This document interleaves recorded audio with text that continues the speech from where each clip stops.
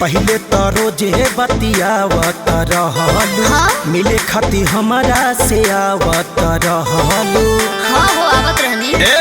पहले तो रोजे बतियावत रहलू मिले खाती हमारा से आवत रहलू। अब ना फूल तो हरावे हमके केतना सतावे। अब ना फूल तो हरावे हमके केतना सतावे। दिल तोड़ दे हल तोहरा लाई जी रहता। हमर निजी सामान बड़ा बिजी रहता। हमर निजी सामान बड़ा बिजी रहता। निजी सामान बड़ा बिजी रहता। हमर निजी सामान बड़ा बिजी रहता।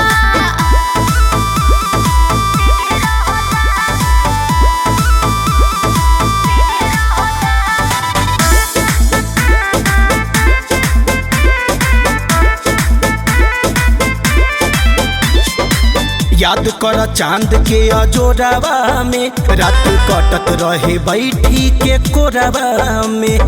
सब याद बा लेकिन वो रात गई बात गई।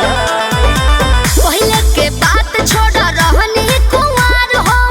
ए राजा एही से करत रही प्यार हो। तोहरा बिना हमर मन बड़ा लेजी रहता।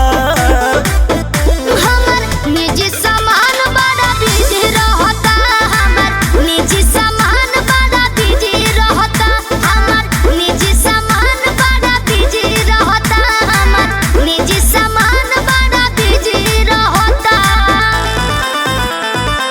निजी सामान बड़ा निजी सामान बड़ा बिजी